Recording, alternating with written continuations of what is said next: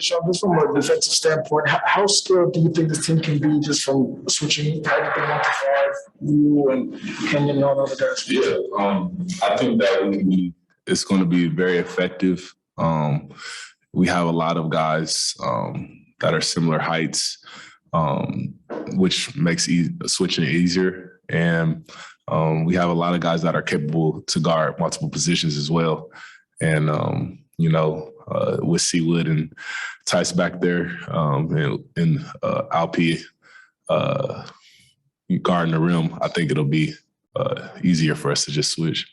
After your season last year, how different was it this offseason, getting ready or doing whatever you went and done basketball-wise to get ready, having had the experience you did?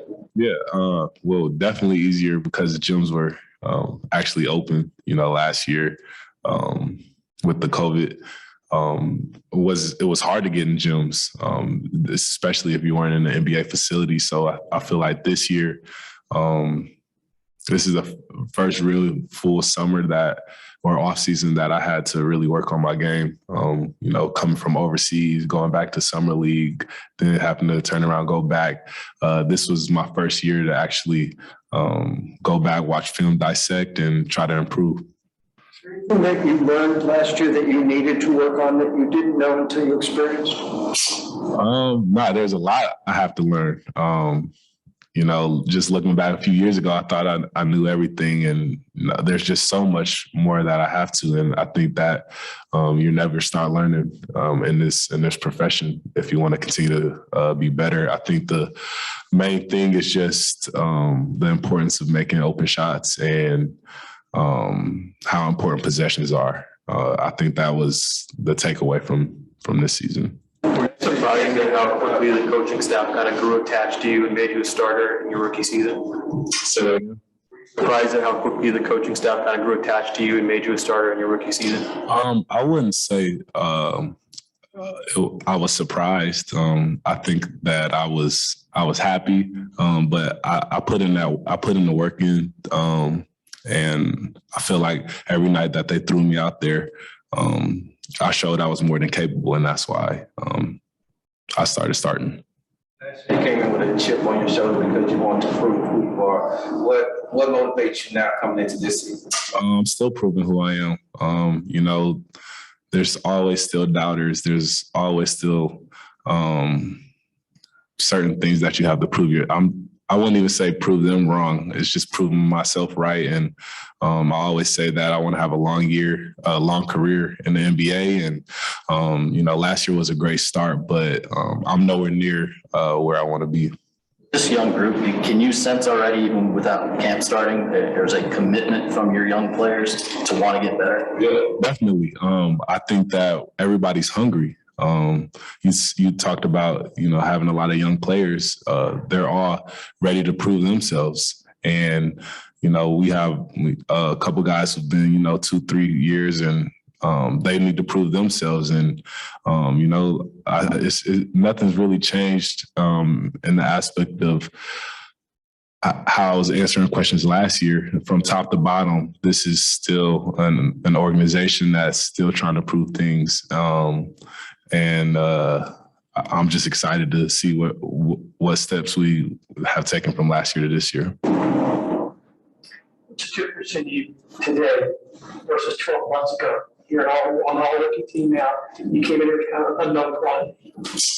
Oh, that's a tough one. I don't know. Like, people keep calling me the old man. I definitely feel like I matured in basketball, but also just in everyday life, just with that 1 year of experience. And just that's basically how I answer that. How beneficial was the trip to Bahamas? Oh, it was very beneficial. I think that was, a great time for us to, get acclimated with each other and learn about each other and just team bonding. And, the closest teams win. And you need those things. You needed that off the court, especially with so many guys so many new guys. You know, it's a completely almost different team than we had last year. We had 20-something teammates. I had 20-something teammates last year. So just being able to, kick back and pick each other's brains and have some laughs, it was pretty awesome. Talked about maturity. How much did Coach Silas play in that? So You talked about maturity earlier. How much did Coach Silas play in that? I think he played a really huge role in that because, he let me learn from my own mistakes at times. And he also was in my corner when, I needed to be corrected. But, anytime your head coach gives you confidence to go out there and play through mistakes, that's gonna help with that. Can you talk about what you worked on? You said you used to think you knew how to do everything. What is it that you worked on since last season? Areas you thought were important? Yeah, just continue to focus on being a better shooter, just knocking down open shots, and just right hand finishes, getting to the rim and in different ways. But like I said, all aspects of the game. I'm not really one to focus on one thing, because the type of player I am, any given night I could be at a different position. Where do you feel like you kind of fit in with this group? You may only be in your second year, but you're significantly older than about half your team. Yeah, it doesn't feel like that at times. I know it's a big jump from 19 to 25, but, we all listen to the same music. We all, like the same things. We all can relate in different ways. And I think that's pretty awesome. I don't ever feel like I'm out of place, even when I'm with some of the younger guys and the older guys. We keep talking about old guys. I'm like middle of the pack. Yeah. There's still a lot more, so. Since y'all all like the same thing, can y'all translate that to the court? And since y'all's chemistry is building pretty strongly? Yeah, and I think that was the whole goal of going to the Bahamas and the teams that win the most, they have that close bond, and there's no way to get that if you're only seeing each other 2-3 hours out the day at practice when it's about business. So. That's the plan, and I think it's we're taking steps for that. We're still figuring each other out, and we're just taking it day by day, growing. We'll take our last two from Zoom. Ali Khan, go ahead, please. Hey, Jae'Sean. You're obviously not so new anymore. You played one whole season last year. Teams have a scouting report on you. Just based off of that, what do you expect for you to see this season defensively, and what are some of those things because of the fact that teams are going to be able to focus more on you that you've been working on? Yeah, they're definitely going to try to make it harder for me to get back to my left hand. So just being confident in finishing with, my right hand is going to be important. And it's not a question of if I can, it's just being confident enough to do it. And I think that we've put the work in. Me and my team and the Rockets have done that this offseason. Jackson, go ahead, please.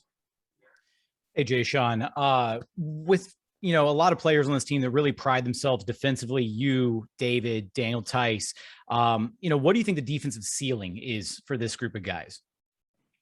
I think we have some really lockdown defenders at, different positions on the roster. Like you said, the ability of David Nwaba, you can literally tell Dave to go out there and stand in front of anybody, and it's gonna be a tough night.